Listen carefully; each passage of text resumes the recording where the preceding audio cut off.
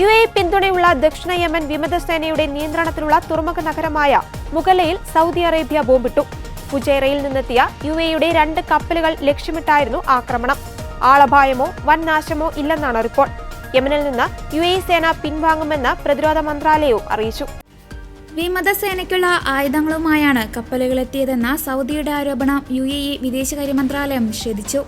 ദക്ഷിണ യമൻ പ്രത്യേക രാജ്യമാക്കാൻ ലക്ഷ്യമിടുന്ന സൗദി വിരുദ്ധ സദേൺ ട്രാൻസിഷണൽ കൗൺസിൽ സേന കഴിഞ്ഞ ദിവസമാണ് മുഗല്ല പിടിച്ചത്. UAEയുടെ സഹായത്തോടെയാണിതെന്നും ഇത് അത്യന്തം അപകടകരമായ പ്രവൃത്തിയാണെന്നും സൗദി വിമർശിച്ചു. എന്നാൽ ആരോപണം വാസ്തവവിരുദ്ധമാണെന്നും കപ്പലുകളിൽ ആയുധങ്ങളില്ലായിരുന്നുവെന്നും UAE പ്രതികരിച്ചു. UAEയുമായുള്ള എല്ലാ സഹകരണവും അവസാനിപ്പിച്ചതായി പ്രഖ്യാപിച്ച യമനിലെ സൗദി പക്ഷ പ്രസിഡൻഷ്യൽ കൗൺസിൽ 24 മണിക്കൂറിനകം UAE സൈന്യം യമൻ വിടണമെന്നും ആവശ്യപ്പെട്ടു. അതേസമയം നാണയപ്പെരുപ്പവും ഇറാനിയൻ നാണയമായ റിയാലിന്റെ മൂല്യം ഇടിഞ്ഞതിനെ തുടർന്നും ഇറാനിൽ വലിയ പ്രതിഷേധം.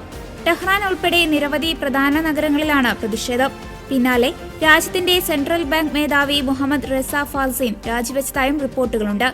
കരാച്ച്, ഹമേദാൻ, ഇസ്ഫാൻ, ഷിറാസ് തുടങ്ങിയ നഗരങ്ങളിലും പ്രതിഷേധങ്ങളുണ്ടായി. ചിലയിടങ്ങളിൽ പ്രതിഷേധക്കാരെ പിരിച്ചുവിടാൻ പോലീസ് കണ്ണീർവാതകം പ്രയോഗിച്ചു. പ്രശ്നങ്ങൾ പരിഹരിക്കുന്നതിനും ഉത്തരവാദിത്തത്തോടെ പ്രവർത്തിക്കുന്നതിനും നടപടികൾ സ്വീകരിക്കുന്നതിനായി പ്രതിഷേധക്കാരിൽ ചില പ്രതിനിധികളുമായി ചർച്ച നടത്താൻ ആഭ്യന്തരമന്ത്രിയോട് നിർദ്ദേശിച്ചതായി പ്രസിഡന്റ് മസൂദ് പെസഷ്കിയാൻ എക്സിൽ കുറിച്ചു. ഇറാനിൽ അധികാരം കൈവശം വെച്ചിരിക്കുന്ന പരമോന്നത നേതാവ് ആയത്തുള്ള അലി ഖമേനിയെ പരാമർശിക്കുന്ന തരത്തിൽ സ്വേച്ഛാധിപതിക്ക് മരണം തുടങ്ങിയ സർക്കാർ വിരുദ്ധ മുദ്രാവാക്യങ്ങൾ മുഴക്കി വിദ്യാർത്ഥികളും പ്രതിഷേധങ്ങളിൽ പങ്കുചേർന്നു. ധനവും രാജ്യത്തെ സാമ്പത്തിക ഭദ്രത കൈകാര്യം ചെയ്യുന്നതിലും ഉണ്ടായ പിഴവാണ് പണപ്പെരുപ്പം വലിയ തോതിൽ ഉയർത്തിയത്.